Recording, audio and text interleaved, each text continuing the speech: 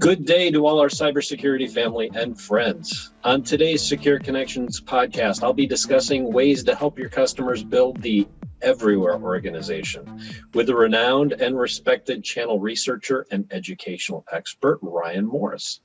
I'm Brian Sherman, host of the Secure Connections podcast series and content director for IOTSA, the Internet of Things Security Services Association. Our goal is to share channel-related cybersecurity insight each and every week with our MSP and MSSP audience. And today's guest always helps us keep that promise. Ryan Morris is the principal consultant of Morris Management Partners.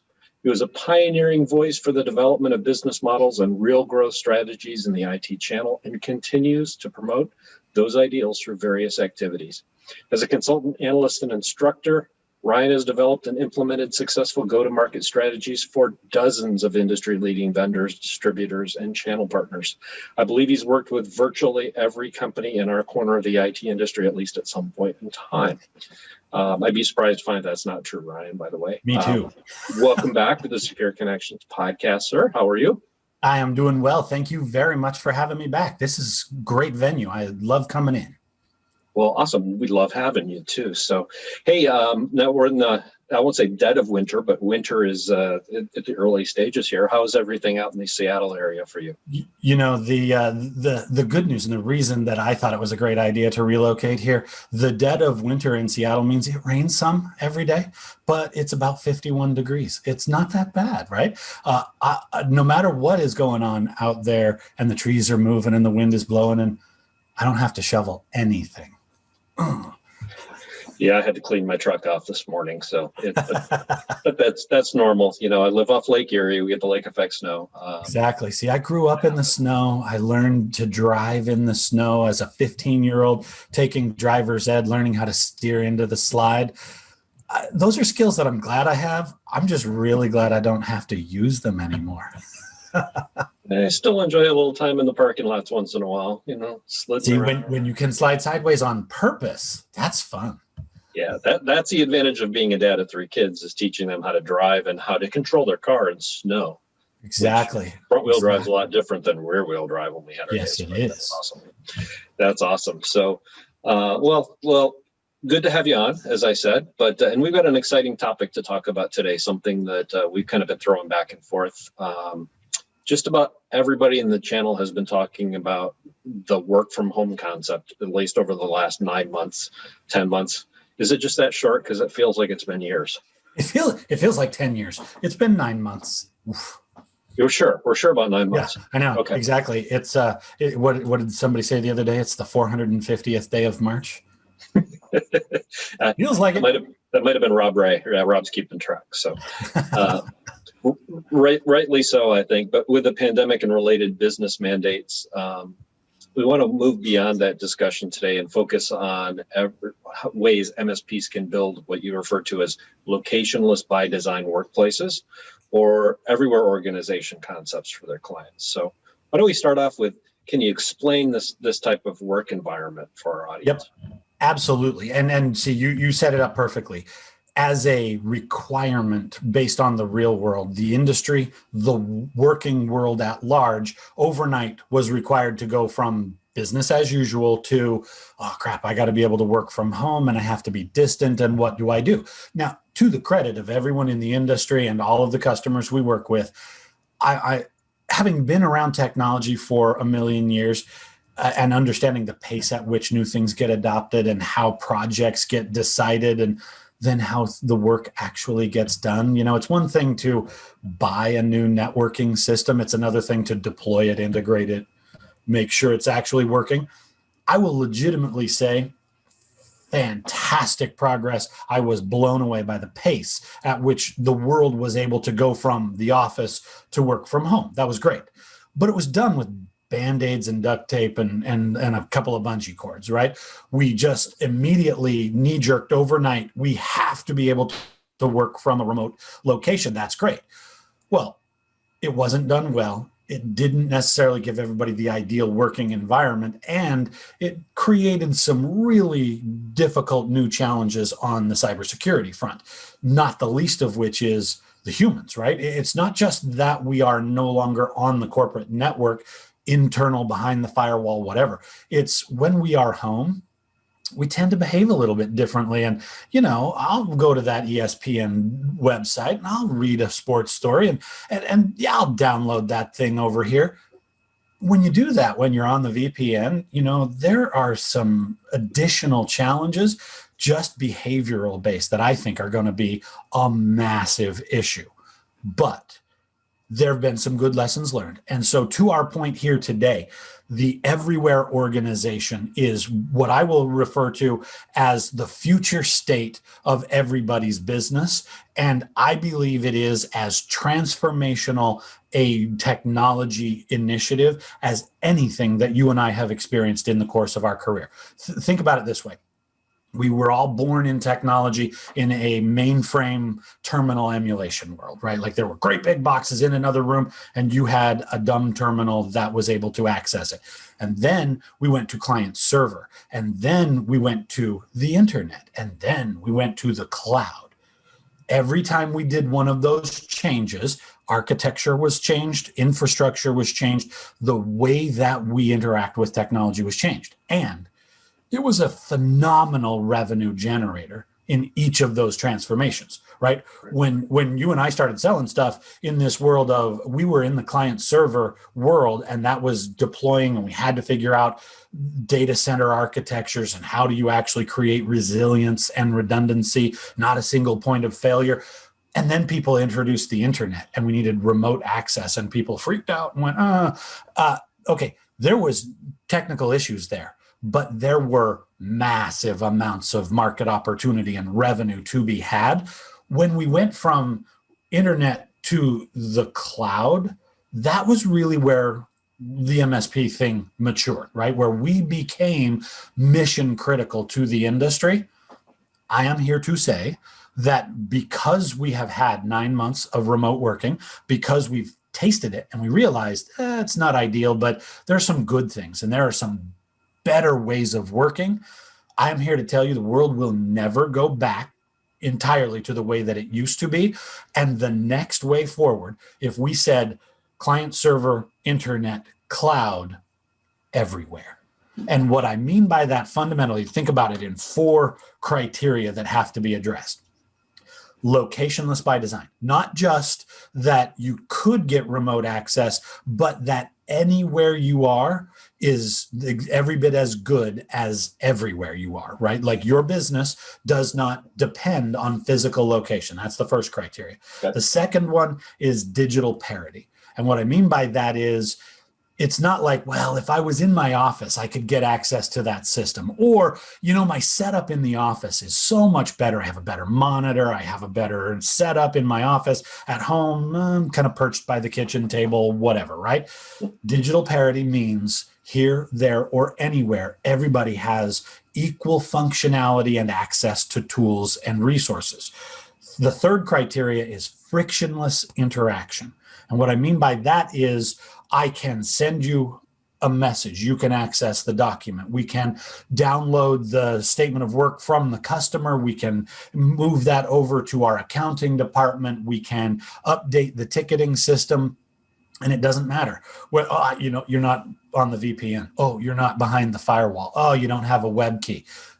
We need to be able to eliminate or overcome and make all of those things transparent.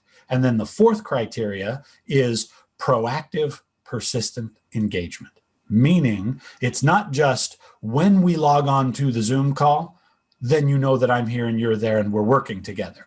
Persistent engagement means we are always on, always available within the working boundaries, because we want to have a life too, but we are always connected in the working environment however we need to be. And that might be Slack, it might be your messaging channels, the chat inside of Teams, etc., right? Those 4 criteria denote what I refer to as the everywhere organization. It will change architecture. It will change access technologies. It will change remote monitoring and management technologies. It will change endpoint technologies. And you and I and everybody listening to this podcast needs to get paid to cause that to happen, because the reasons we're going remote, it's not an accident, right? It happened for the pandemic, but now that we're in it, people are realizing, wait a minute, if you did it well, if you did it professionally, this is actually better. So Ryan, there's a big element, at least from my understanding here, of consulting. This would be like an ongoing professional services consulting to help with not just the technology. The technology is the first stage, and MSPs have been phenomenal at getting the technology in place, mobile and others. Not to say, many of them say we've got a lot more work to do, but it's just the minor things. Like you and I were talking about podcasts and being on digital earlier, is how many people are struggling with cameras and lighting and basic things like that, that there's a business model for that not necessarily fits in the normal MSP space, but these are the things they can consult with, or maybe have to bring some additional people in on. But at the end of the day, how do you get that to fit in the budget, I guess, is going to be the other question, because they're not unlimited budgets. Yeah, absolutely. But see, that's exactly the point here. Most of the time, we go to our customers as an MSP and we say, look, you've got IT systems administration and maintenance and management challenges. So you're currently doing it in-house. We could do it for you on an outsourced basis, and it would be much more reliable, much more specialized, much more cost-effective. Wouldn't you like to sign up? They already have a system, and we show them a better way to run it. We wait for them to have a system, and then we show them how to run it better. I think we need to fundamentally alter that engagement and become more proactive. Don't wait for the customer to say, we're interested in working remotely and figuring this out for our customers. How can you help us? We need to go to our customers and say, here's a way of thinking about your organization that is completely independent of location, of architecture, of physical facilities, that not only is compatible with today's limited challenges, though, like just the medical realities we have, but it's actually a better way to run your business, right? The research there is very compelling research on the idea of like human resources management is significantly improved when people can choose where they work. The worker satisfaction and retention is improved because they don't have to do the commute every morning. You can recruit the talent that you need, whether they are in your town or not. If you need to hire a great engineer to be able to specialize in your client's technologies, it's not just the best one of those that happens to be down the street from me. It's the best one of those literally anywhere in the world. And he's now a fully functioning member of my team. And I can make my organization scalable on demand, right? Now, these are all business justifications, not technology justifications. We need to learn as an industry, how do we go to our customers proactively and say, I know what you're doing now. I think there's a better way. Let me show you what the possibilities are. And when you think that's a great idea, I can facilitate that and make that happen, right? It's a proactive stance instead of reactive, but it goes exactly where you went right a minute ago. It's not just a technical execution. It's a consulting and professional services engagement on the front that leads to a persistent contract engagement that is also supplemented by a whole lot of business process design consulting. This is a very robust multi-leg business model, and it's right in our backyard. Like you said, we were born remote as MSPs. We do remote every day. That's who we are. Yeah. Well, and you mentioned the transitions. I think it goes back to the old saying, there's margin in the mystery. Yes. And right now there's a lot of mystery. I would say uncertainty is probably the biggest thing, is where we go from here. Yeah. So if MSPs have a good business model and an expanding list of services they can provide, especially for certain verticals, I want to get into that a little more later, then you can build it, you can put the right team members in place to help provide it and monetize it. I think that's going to be the key. Showing value to the clients, right? So you can charge more if you're showing the value to the clients, whether it's on efficiency or payroll save. There's going to be some things that if you put the model together, it would work, right? Precisely. And that's the thing, right? If it's an interesting technical capability, that's nice. But if it's not a robust and sustainable business model, interesting technology that's not a business model is what we call a hobby. And all of us do that, right? I have an Xbox downstairs that I am very fond of. I don't think it's a business model for me. I'm not that good at it, right? It's technology, it's awesome, but it's not a business. What we're talking about is a business model that is compelling to your customers. There's real and very interesting, urgent business value we can deliver. And it is compelling and profitable for you as a service provider. And the journey to get into this conversation of the everywhere organization, it's not, you don't have to go back to school as an MSP to figure this thing out. It is 2 or 3 directly adjacent neighborhoods of technology to what you already do, right? Already, you know how to monitor and maintain a remote system, data center, network, endpoints, etc., right? You know how to make sure that stuff stays online all the time. Okay. Well, one of the immediately adjacent opportunities, like you were saying, is that remote endpoint setup. Is it professional? Is it reliable? Is it enjoyable? And I think that third factor is something that makes a lot of difference. If I'm a remote worker for an organization and they've said, you need to work from home, you can't come into the office this month, I need you to continue to do your job, be productive, but it's going to be from out there. Here's your laptop. It's got a built-in webcam. Good luck.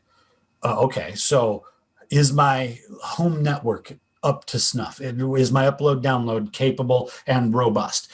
Is my machine robust enough to do this?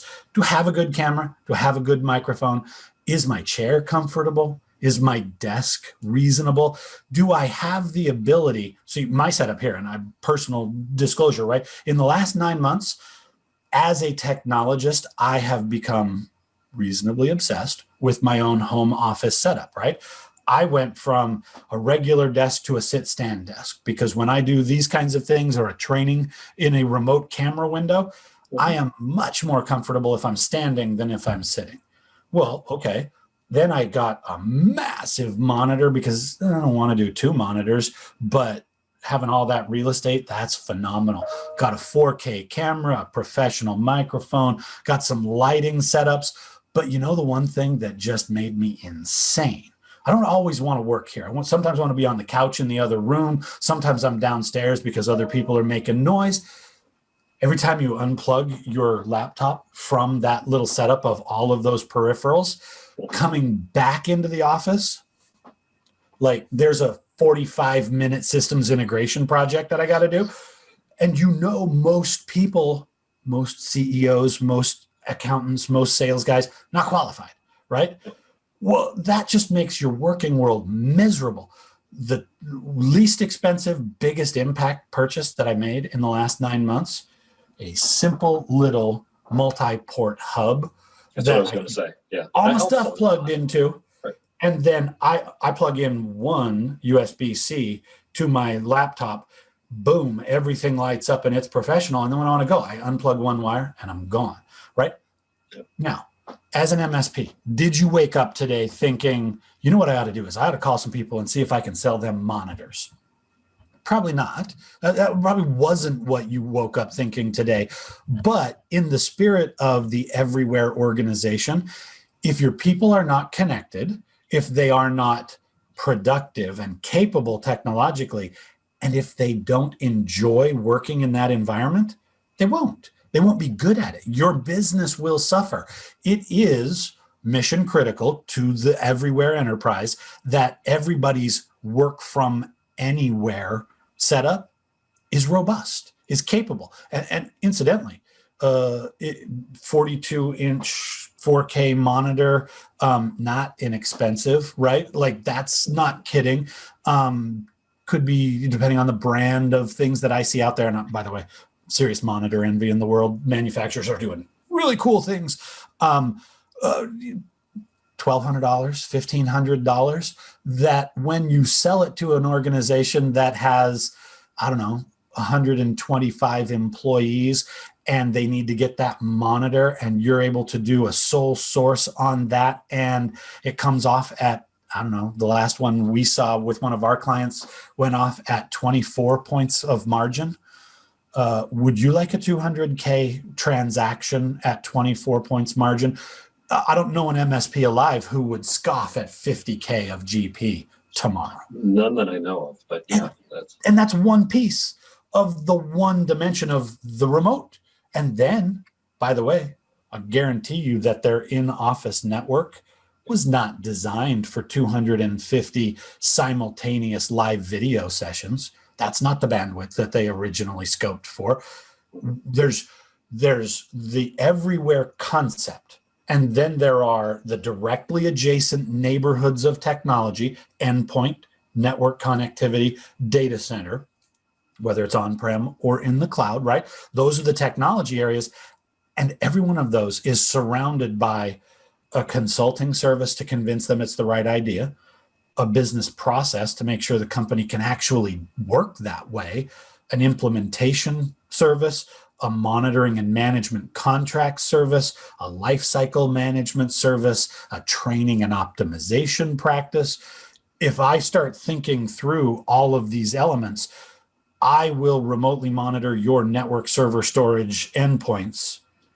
Is, in the spirit of knee bone is connected to the shin bone, what you already do is directly connected to each of these other areas, and they are necessary, right? Your customers are not presently set up this way, and they will be required by the world going forward to be capable of being set up this way. Who's going to get paid to do that? So Ryan, you mentioned you're talking about the physical office space too. So if we're in a hybrid environment, earlier we were talking about just remote, but in a hybrid environment, I'm seeing some MSP discussions and even some businesses I know locally that they're offering the hybrid option. Yep. But they're struggling to figure out how to build out the infrastructure because they don't know who's going to be in the office what days. And that's an area where I'm seeing, some MSPs stepping up to help to figure out planning and bandwidth, like you were talking about before, but even security access controls, because there's times where there may be only one or two employees in a larger building, and now they feel the need to upgrade their physical security. Absolutely, right. See, locationless by design means could be remote, could be in the office, could be hybrid, everywhere, anywhere, all the time. It does include the office. It does include the endpoint. And when you get into that conversation about the office, I'll send you a link and you can kind of include this for the listeners. There's a white paper out there that was written by a group called CB Insights. Market research firm, looks at a lot of the things that are going on out there. And one of the things we learned a long time ago is to communicate concepts of technology, we need visuals, right? And to talk about network capacity and bandwidth and architecture, it's reasonably complicated to understand verbally. But if I can show you, this is a server and this is the cloud and these are your workstations, and I can draw arrows, and okay, it makes it easier. Well, these guys have done a great job of exactly what you're talking about. You come back into the office. What else needs to be done? Okay, so the network is one thing. Front door access to control who's coming in and make sure that we can screen them, make sure that everybody is healthy. Documentation, registration, those access control things, cameras in the ceiling to monitor the density and location of people, not to be Big Brother staring on them from the sky, but to monitor density and make sure that we're not getting too many people in the conference room all at the same time, right? As well as the security cameras and all of that stuff. And then your internet connected smart interactive panels on the wall of the conference room that equally show the same content if you're in the room or if you're logging in remotely. It's live, it's connected. These things are incredibly capable, touchscreen enabled. If you haven't seen an interactive smart panel in the last 2 years, you will be amazed at how the capabilities have advanced. Don't have an old projector in the conference room where the bulb is going to burn out at the wrong time. go to this kind of a thing. It's really cool technology, right? Well, in this white paper, they walk through. One of the things I didn't think about, if we're trying to minimize that kind of physical contact, touchless break room, like the ability to order something from the snack machine without sticking my hand on the same panel that everybody else just did. I could integrate it with my smartphone. Or what about disinfecting the office overnight? I don't want to be there and do that. I don't want to hire a team to do that. What if you could have a disinfecting Roomba that just overnight drives around the office and disinfects everything, right? Did you wake up today as an MSP thinking, I'm going to sell interactive flat panels and a disinfecting Roomba and a touchless vending machine? No, but you should. Because if opportunity, what we have to admit is that everything about the Everywhere organization is built on technology. And they do not wish, they don't know how to do it right now. If they did, they would have done it. They don't know how, they need help. Also, they don't want to go to 50 different providers to get all of those things. And they don't want to show up in the morning expecting that disinfecting Roomba just drove around the office and did everything perfect, only to find that it was stuck in the corner back there and it couldn't do it. You know how you solve that? It's an IoT device with a sensor that's connected to the network, that's an agent monitored by your RMM that sends an alert if it goes off schedule, and somebody can remotely adjust and restart that thing. Now, that sounds exactly like what you woke up this morning thinking was your job description. It's just a slightly different device application. If somebody's going to put something on the network of your customer's physical facility, it should be you, and you should get paid to monitor it and manage it and make sure that it's all integrated and functional. Many layers to this stuff. Very cool.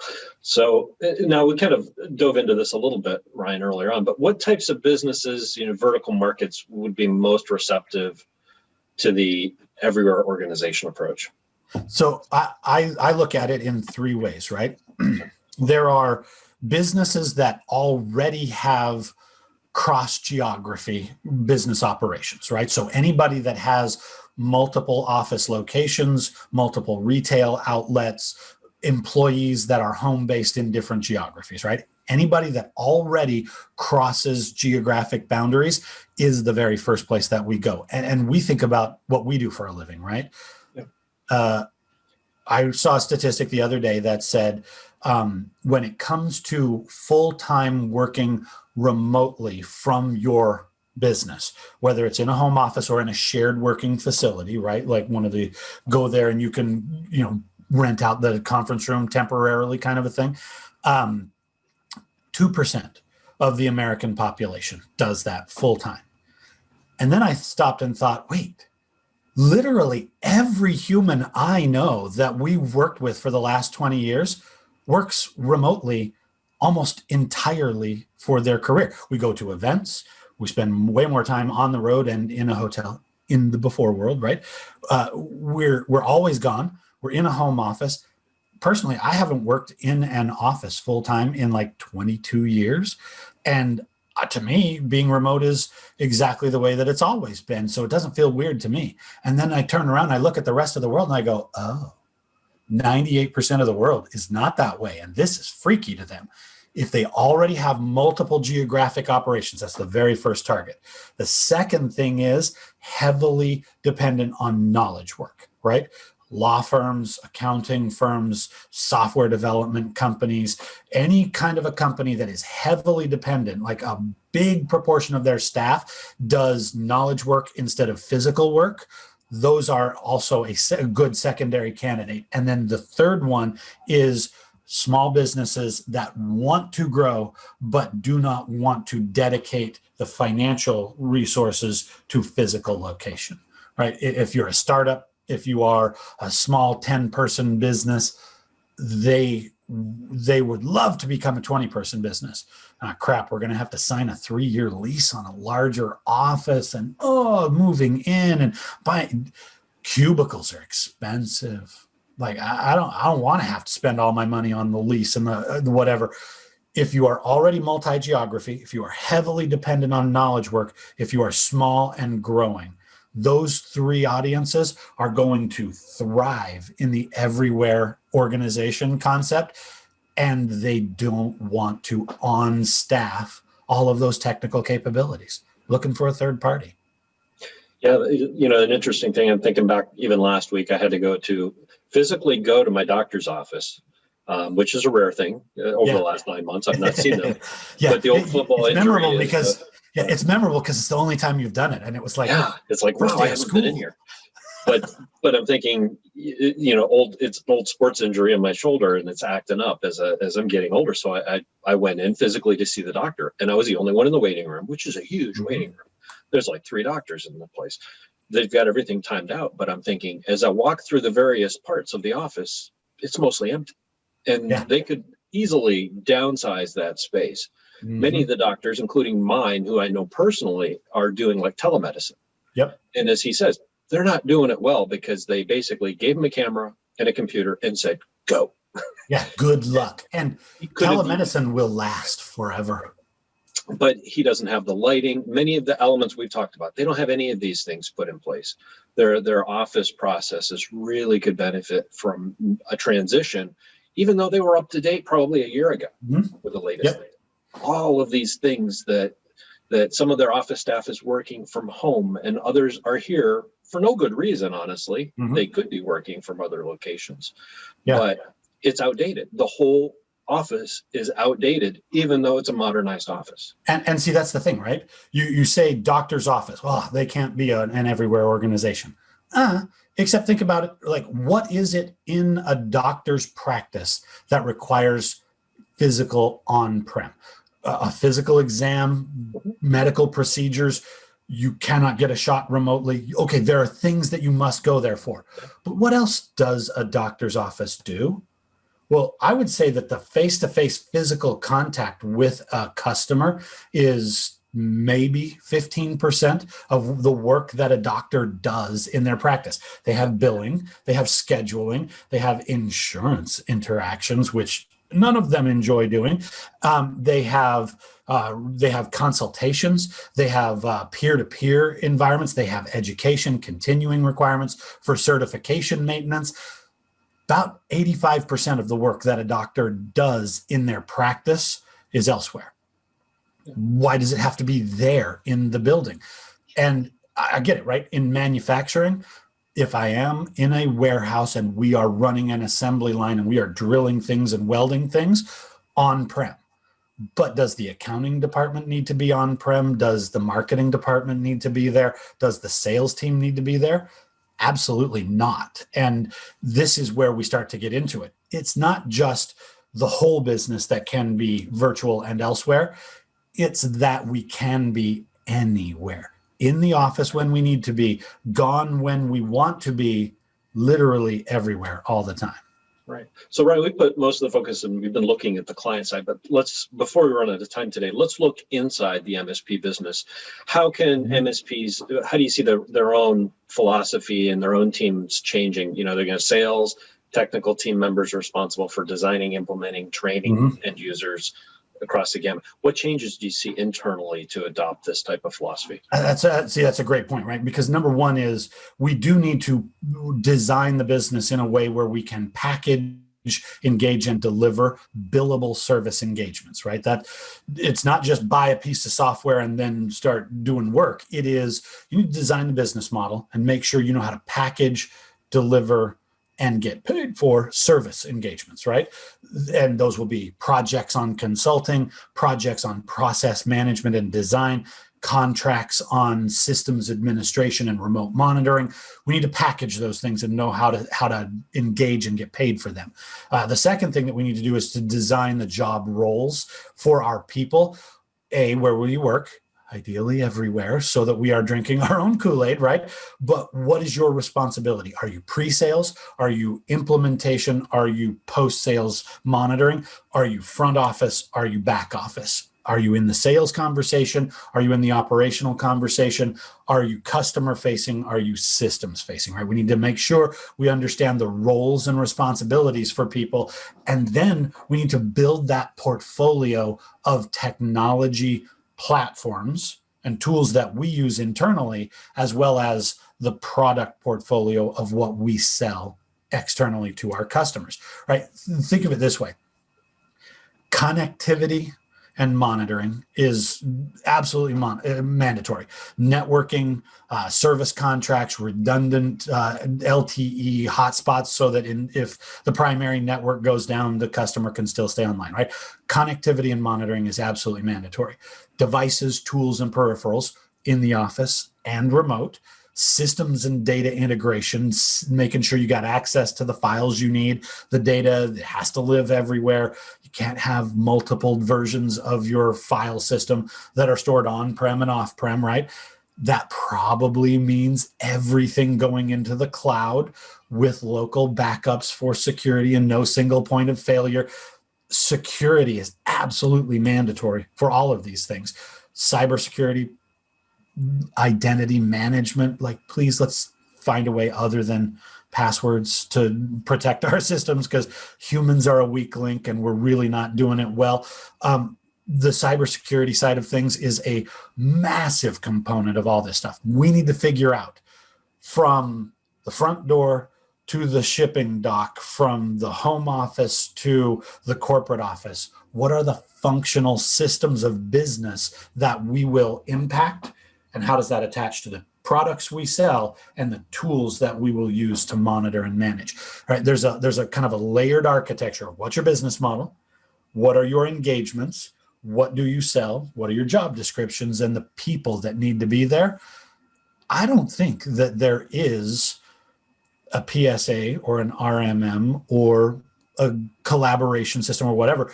There's not one of those anywhere in the world that does everything we're talking about. Right. It's about having multiple tools that you get paid to stitch together and make sure work seamlessly. And like you said, the fact that that's hard, well, that's kind of the point. That's it. If it was easy, they would do it themselves. It's complicated, and therefore you're going to get paid to do these things. But boy, I think that it goes from the edge to the network to the core data center. But you need to take all of those things and apply the concept of physical location does not matter.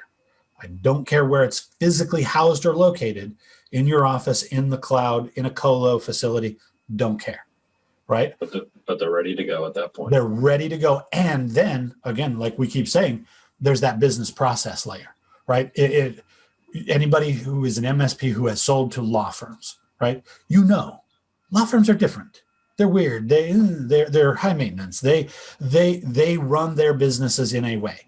Well, if you could go to them and say, how do you do client discovery meetings? Locationless. How do you do trial prep? Locationless. What are the key business processes that you do in your firm?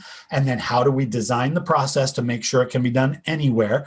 Then how do we build in the technology to make sure it can actually work from anywhere? Do it once. That's a lucrative gig for you to do with a law firm. But you know what's unique about law firms? They almost all run almost exactly the same way. So once you've done one law firm, 2, 3, 4, 50, 55, 75, that business process becomes remarkably repeatable. And then you get paid not just for the design and the implementation, but for the continuous monitoring. Because the one thing you know about a lawyer, if he goes and clicks on a button on his desktop and it's supposed to open up a collaboration screen where he can do a private encrypted session with a client to do discovery interviews, if he clicks on that button and he gets sorry, that's not available right now.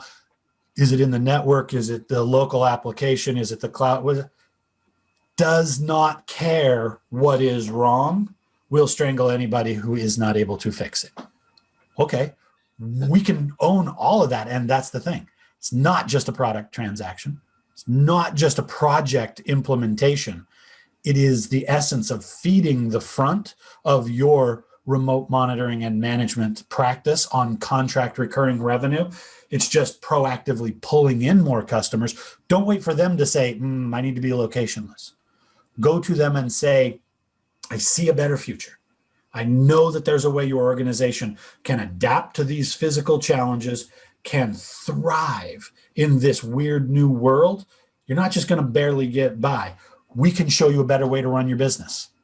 And we're not just the idea guys. We can actually make it happen with all the tools, all the monitoring, all the systems, not just an idea. We can actually do this. When would you like to get started?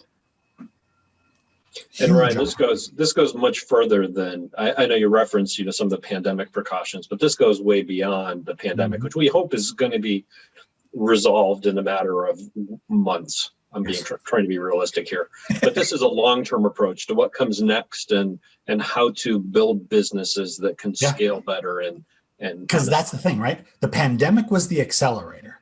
Right. Remote work was there. We always have done it. Pandemic radically accelerated it, but going forward, why would we ever give up these kinds of productivity improvements and gains? Right. But then you got to think about the business side. And this is where we've been doing a lot of thinking. The average MSP looks at that and goes, I know how to build the systems. I do not know how to assess their business to determine, is it ready to be remote? I don't know how to teach the client how to manage remote employees. Because and I know, right? If you're in the office, you can have a team meeting. Everybody gets together for a quick huddle, 15 minutes in the morning, boom, back to your office. We're working. When everybody's remote, when everybody is there, they feel disconnected. They feel distracted. Maybe they're being productive. Maybe they're working nights and weekends. They're keeping up.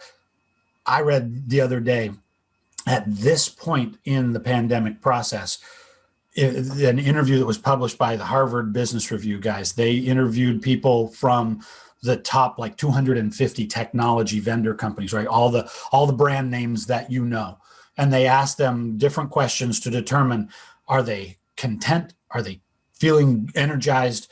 Are they feeling stressed? Are they feeling burned out? And if you go to the end of that continuum of burnout, 83% of people who work for those companies indicate that they are burned out as a result of all the stress and the uncertainty and the disruption and whatever. Now, if you are working for Apple, you've had a good year, right? You've introduced some cool new technologies. You kind of increased your market share. You set revenue records. You made more money than the government, right? Apple's had a phenomenal year. They're doing cool stuff. And 77% of Apple employees indicated they're burned out. Yeah. How do you fix that? Well, that business layer consulting, designing business processes, setting up management protocols, facilitating human resources processes outside the bailiwick of a typical MSP. But you know what's not? Peer-to-peer networking and collaborating. We've actually designed, our company, Morris Management Partners, we've designed an everywhere enterprise assessment that is a scorecarding approach on how you can go into an organization and look at the people dimensions, the process, the technology, and the customer interactions, 4 different dimensions, all of the different factors, and come back with a scorecard for readiness. Are you ready to be everywhere? What needs to be improved? What is the prioritization? And then what's the roadmap of how you go off and execute that stuff? And the way I'm thinking about it is, let's just white label that. Any MSP in the whole wide world who wants to go be proactive and don't just wait for your customers to think about being remote, go cause them to do that. And they're going to say, I don't know, the customer, I don't know. Maybe I don't think we're ready for that. I agree. You know what it needs? You need to have an assessment, not from a technology point of view, from a holistic business point of view. And we work with an expert who does that, and we can make that happen. And it comes through on your logo, on your paper. Everything looks fine, but you get to have a business process expert engage with your customers, convince them this is a good idea, point them back to you and say, and these are the geniuses who can actually execute on this stuff, totally transparent. And it's a way to do it. To my way of thinking, the MSP is the linchpin of the everywhere organization. but you need to have a business conversation on the front end, and you don't want to spend 2 years learning that conversation. So partner with Ryan, is this a resource that you have available right now? Yeah. Yep. Absolutely. We've spent the last 6 months, as I said, individually, personally, a little bit obsessed with, with making this happen, but we recognized it's a wider conversation, right? It's not just about, are you doing okay working from home? It is a professional business strategy that has to be well considered before we just knee jerk into everybody go home and we'll see how well it works. We did that. Now we need to professionalize it. And that professional conversation requires that kind of a business savvy paid consulting engagement on the front end. If you don't know how to do that, if you're an MSP and you say, ooh, I want to take my clients into the everywhere enterprise, but I don't know the business conversation, now you do. Very good. Well, I guess if our listeners have a question on that too, they can reach out to Ryan through the IOTSA website. Yep. Ryan's listed on the contributors, so reach out, check in with him. Also, I want to dive into that a little deeper on our next discussion, Ryan. I wish we had more time today, but also even some of the marketing capabilities and getting this out to the greater good. Let's chat about that next time. But absolutely. In the meantime, before we sign off, any final thoughts you'd like to leave with the group? What I will say is burnout is real, right? I want to make sure everybody understands outside of business, outside of technology, people are hammered right now through this process. And resilience is not just about being good at taking a punch and getting back up. Resilience is a learnable and an improvable skill. And the key to resilience is that you need to disconnect and recover as intensely as you engage and execute, right? We're in the holiday season now. People are going to be listening to this before and after. If you think you can just keep your nose to the grindstone and 2020, it's over. Oh, what a bad, terrible year. If finally it's gone and now it's better. If you don't do something on purpose in the next 30 days, you and your people and all of the ways that you work to intentionally have fun, to relax, to decompress. If you don't do that, your people will come back in January and be just as stressed out as they are right now. You guys have been doing this for months. The channel happy hours, the coffee meetings on Fridays. Have fun. Like, have a meeting that's not like, oh crap, I gotta get ready for the meeting. Enjoy yourselves, disconnect, be a human, and you need to disconnect and recover every bit as intensely as you engage and execute. So if you're somebody who works 80 hours a week and grinds all the time, and you're not just going to take a weekend off and drink some eggnog, although I would recommend doing that. You need to do that hard, right? Like, you need to be aggressive about that recovery in order to begin to build that resilience. Because as you and I started out saying here today, this is not temporary. This new weird world that we live in, it is disrupted.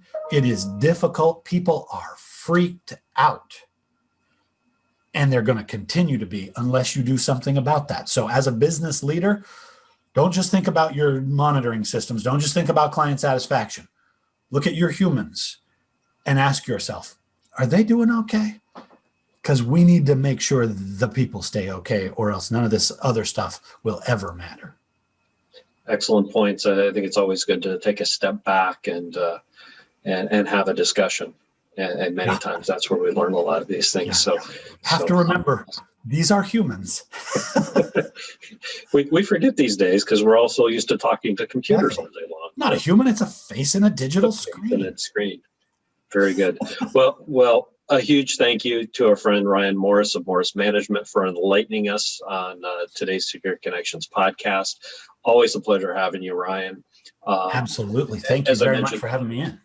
Oh, fantastic. And as I mentioned earlier, Ryan's one of our esteemed IOTSA contributors, so you can learn a lot more about him and his company on our website, iotsa.com. Thanks for listening, and we wish you all to have a safe and secure day. Thank you.